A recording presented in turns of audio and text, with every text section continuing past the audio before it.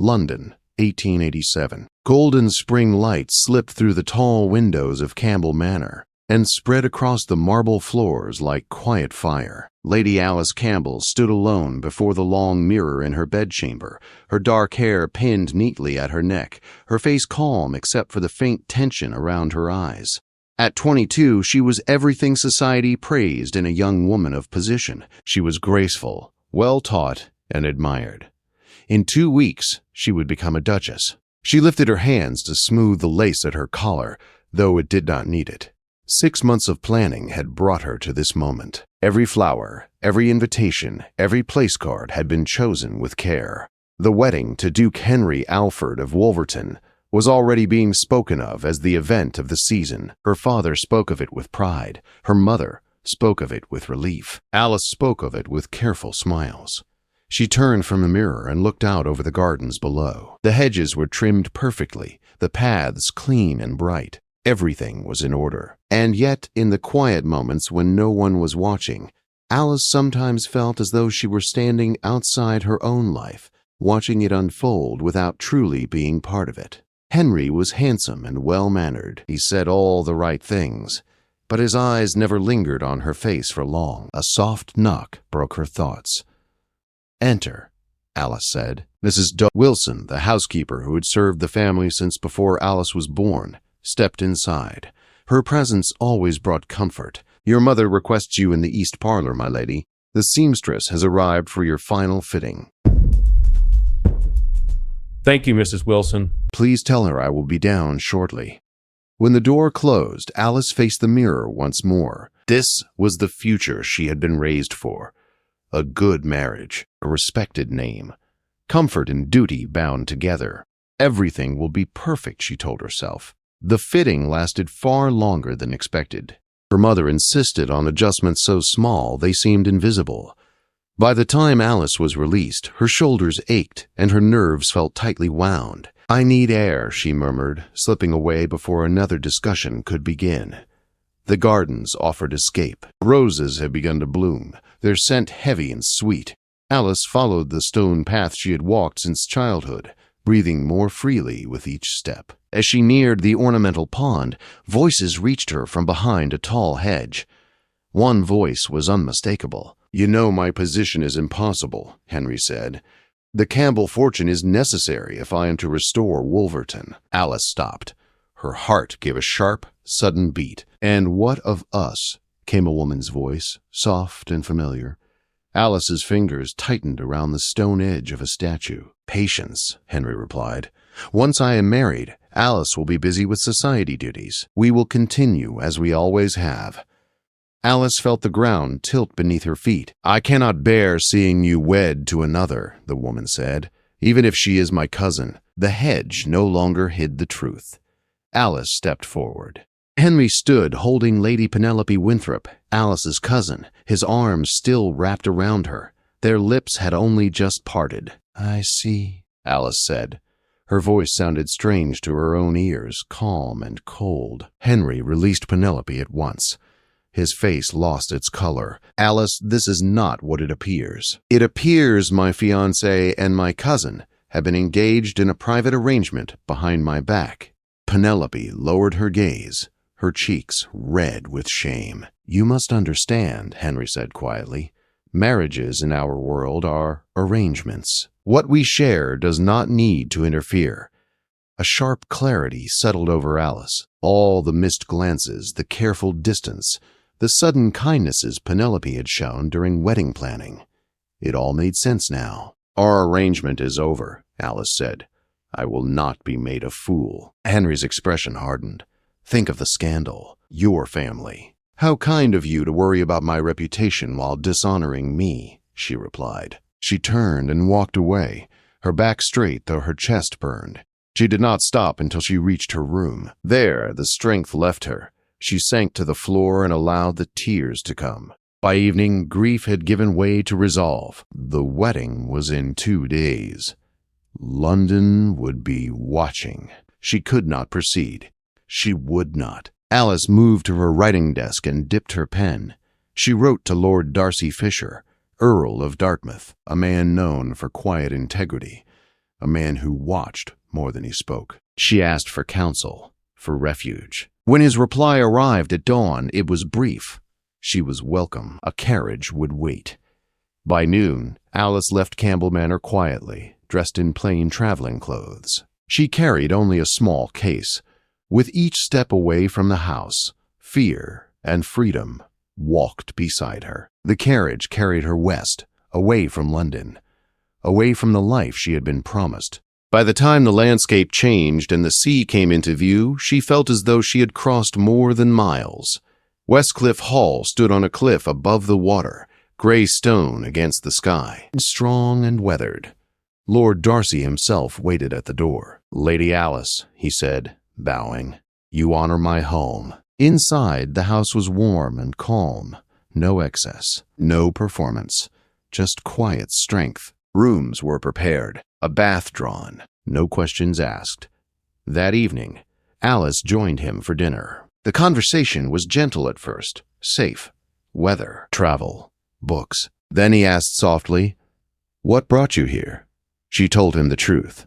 He listened without interruption. When she finished, he said only, "You chose integrity over comfort. That takes courage." Later, as the sea whispered against the cliffs, Alice stood by her window and watched the moon on the water.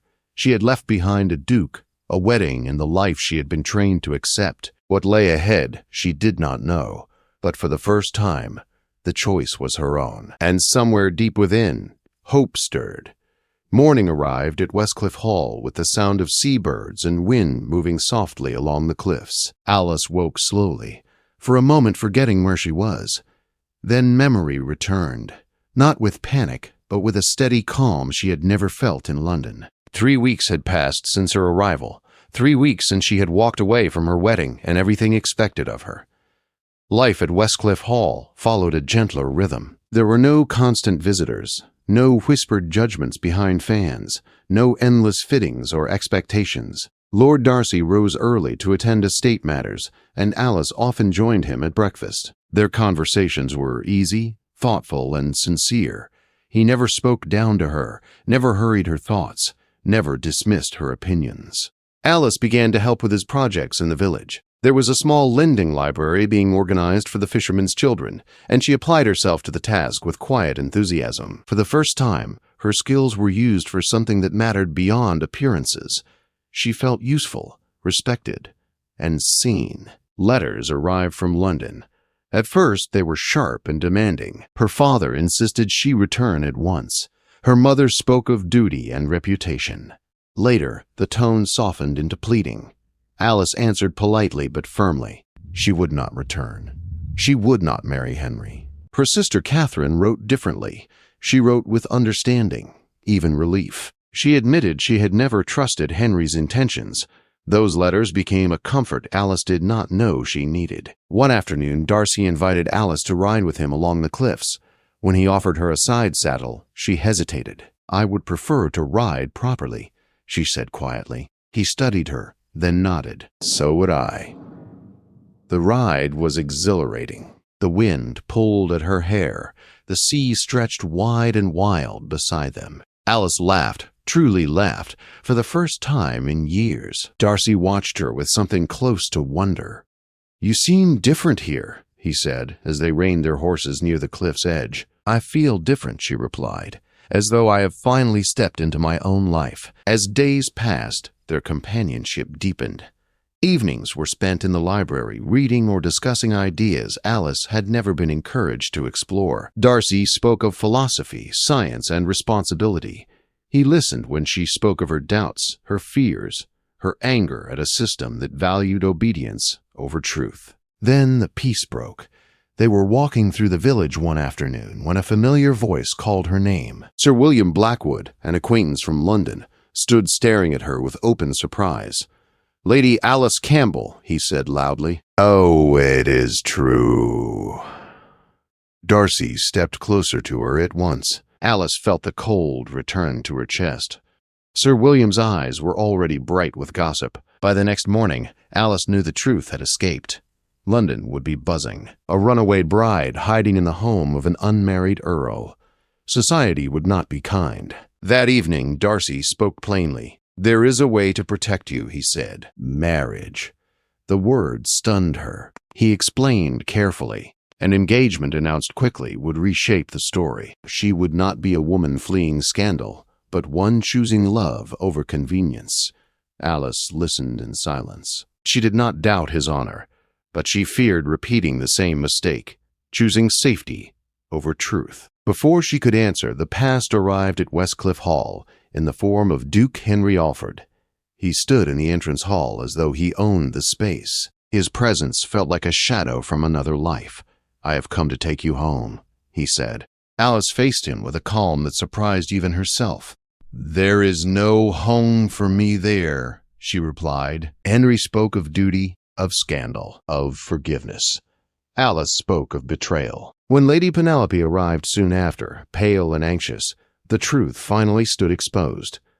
Henry spoke openly of money, of arrangements, of necessity. Alice looked at her cousin with compassion rather than anger. "Is this truly what you want?" she asked. Penelope faltered. For the first time, doubt entered her eyes. Then Darcy spoke. "Lady Alice has accepted my proposal," he said. The words rang through the room. Alice looked at him. She understood in that instant that this was not just protection. It was a choice, a real one. "Yes," she said clearly. "I have." Henry left in fury. Penelope stayed, shaken but free. Later that night, Alice and Darcy stood together in the quiet hall. "You are not obligated," Darcy said. "I would not have you choose me from fear. I am choosing you from truth," Alice replied. For the first time, she knew what it meant to step forward without regret. The days following Henry's departure were filled with quiet change. Westcliff Hall, once only a place of refuge, became a place of decision. Alice felt the weight of what she and Darcy had declared, not with fear, but with seriousness. This was no hurried escape now. It was a future being shaped. News of the engagement spread quickly. London reacted exactly as expected. Some called it reckless. Others whispered of impropriety. A few, quietly and with relief, admired her courage. Alice received letters filled with disappointment, shock, and advice she did not ask for. She read them calmly, then set them aside. Their power over her had faded. Her parents arrived 2 weeks later. They came prepared for conflict, but what they found unsettled them. Westcliff Hall was orderly and dignified. Darcy received them with respect. Alice stood beside him, not defiant, but certain. Her father questioned Darcy closely. His estate, his intentions, his finances. Darcy answered without pride or apology.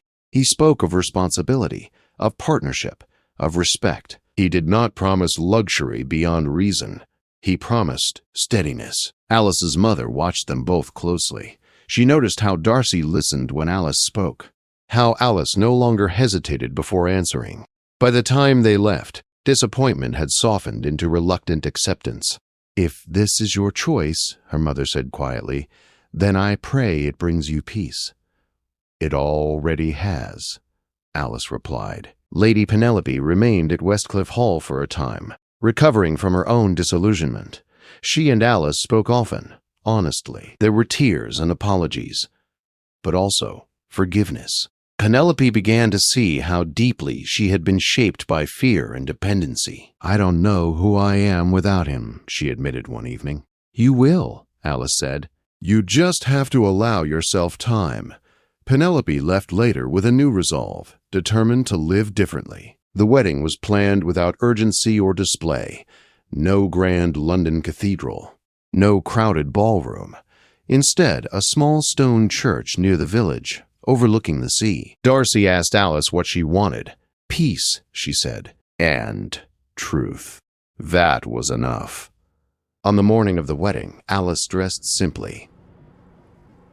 The gown was ivory silk, modest and elegant. No heavy jewels, no elaborate veil. As she looked in the mirror, she did not see a bride prepared to perform a role. She saw a woman stepping into a life she had chosen. The church filled quietly. Villagers sat alongside family. The air smelled of salt and flowers. Sunlight streamed through old stained glass. Darcy waited at the altar, calm but visibly moved. When Alice appeared, walking beside her father, he did not look away. As she reached him, he whispered, "You are radiant." "I feel free," she replied. The vows were spoken slowly, with care. Each word meant something. When Darcy promised respect and partnership, Alice believed him. When Alice promised honesty and loyalty, she gave it willingly, not as duty, but as gift. When he kissed her, it was gentle and certain. They were married. The celebration afterward was held on the lawn of Westcliff Hall. The sea stretched endlessly beyond them. Laughter drifted easily. There was no tension, no pretense. Alice noticed how relaxed everyone seemed, as though the house itself approved. Her sister Catherine hugged her tightly. "I have never seen you like this." "Like what?" "At peace." That evening, as the guests faded away and the sky deepened into gold and blue, Alice stood with Darcy on the terrace. "Do you regret anything?" he asked softly. She considered the question. "I regret the years I spent believing silence was strength," she said, "but not the path that brought me here." Darcy smiled. "Then neither do I." Life settled into something steady and meaningful. Alice involved herself deeply in village affairs, education, and charity. Darcy encouraged her independence, never fearing it. Their marriage grew not from passion alone, but from shared purpose. Henry faded into memory. News reached them that he sought another wealthy match, this time abroad. Alice felt nothing at the thought. No anger, no sorrow, only distance. One evening, months later, Alice stood again at her window, watching the sea as she had on her first night at Westcliff Hall. Darcy joined her, his arm warm around her waist. "Do you ever miss London?" he asked. She shook her head gently. "I miss who I thought I was meant to be," she said. "But I do not miss who I was." Darcy pressed his forehead to hers. "Then we have chosen well." Alice leaned into him, certain of that truth. She had organized the perfect wedding once, believing perfection meant approval. Now she understood. Perfection was choosing herself.